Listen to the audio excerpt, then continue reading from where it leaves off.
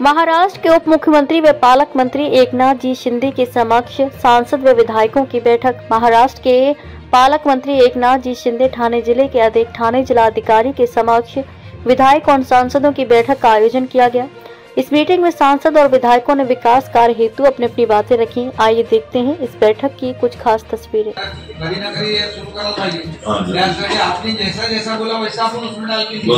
अभी शुरू करना चाहिए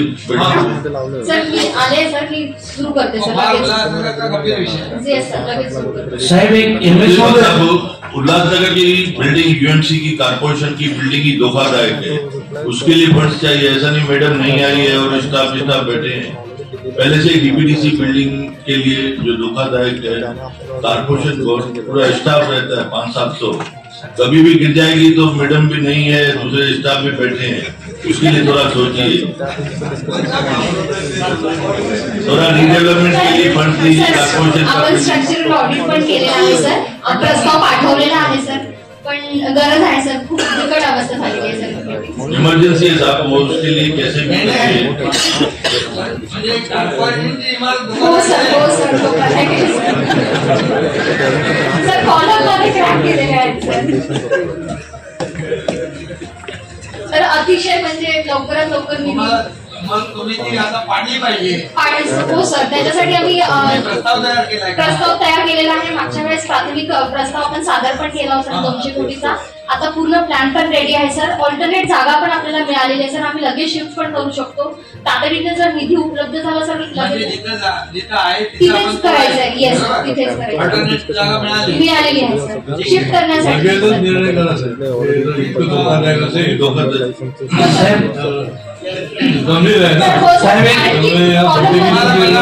एकदम पैसे लागणार नाही, 200 कोटी एकदम लागणार नाही ना। तुम्ही तुम्हाला किती वेळात वाटून होणार? 3 वर्षात होईल। 3 वर्षात होईल। मग तुम्हाला आता एवढी मधून आम्ही पैसे द्या। चालेल सर। अध्यक्ष महोदय, खरं तर एवढ्या दिवसामध्ये सांगतो की कलेक्टर साहेबांना अर्ज करा।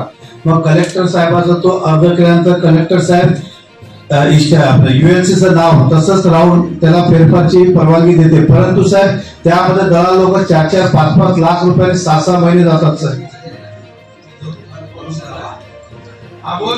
तर ते आपल्याकडे नाही सर, डीडीआर इन्कन्व्हेन्स केल्यानंतर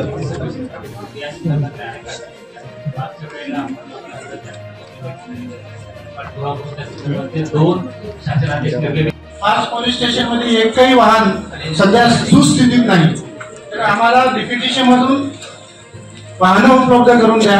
अध्यक्ष महोदय, पोलिसांना चालू आहे। अध्यक्ष महोदय,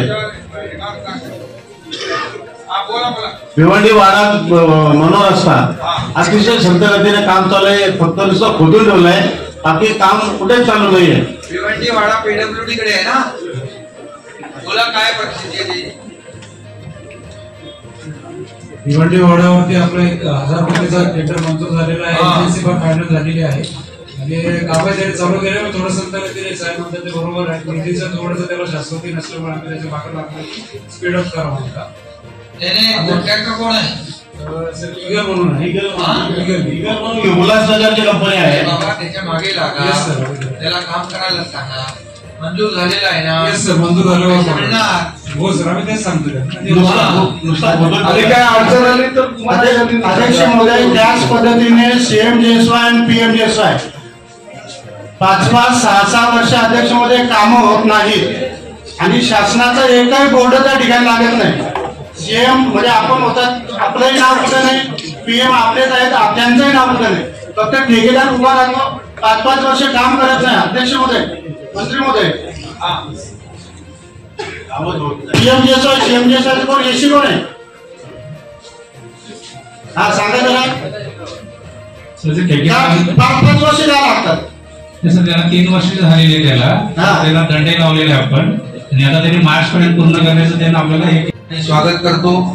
उपस्थित बंधू भगिनी आणि पत्रकार मित्रांचे स्वागत करतो।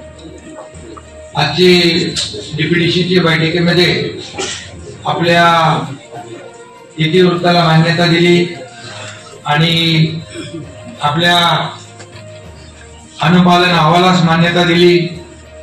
जिल्हा वार्षिक योजना 2024-25 आदिवासी उपयोजना अनुसूचित जाती उपयोजना 31 डिसेंबर।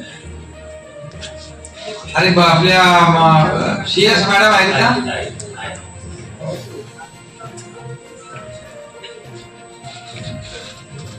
आपले पालक सचिव आहेत सर। मॅडम केंद्र शासनाच्या एका बैठकीत आहे। ओके ओके केंद्राच्या बैठकीत ठीक। अनुपालन इतिवृत्तावरील अनुपालन अहवालास मान्यता आता येते। आदिवासी उपयोजना अनुसूचित जाती उपयोजना 31 डिसेंबर 2024 अखेर खर्चाचा आढावा घेतला।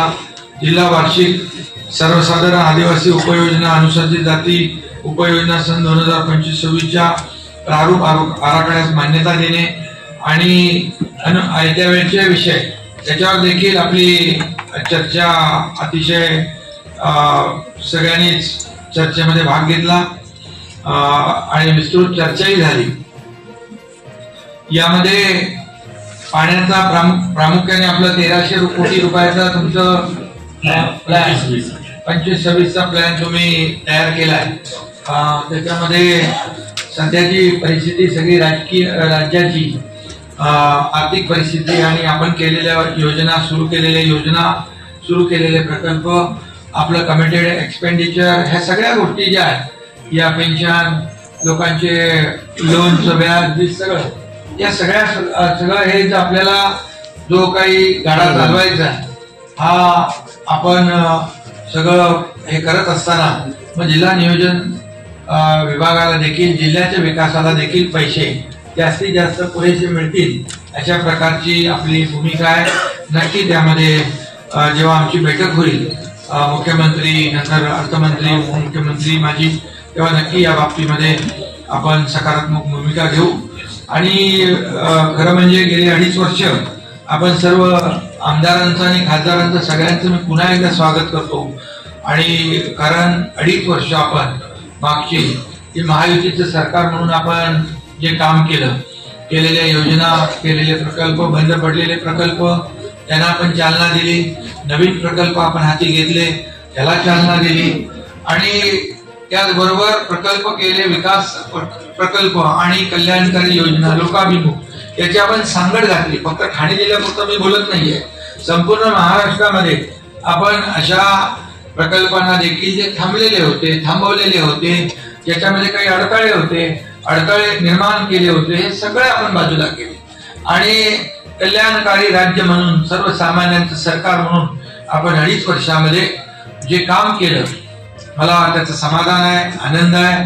खरं म्हणजे मी मुख्यमंत्री होतो त्यावेळेस देवेंद्रजी उपमुख्यमंत्री, अजितदादा उपमुख्यमंत्री आम्ही एक टीम म्हणून काम केलं। आता माझे सहकारी त्यावेळेस मंत्री तिथं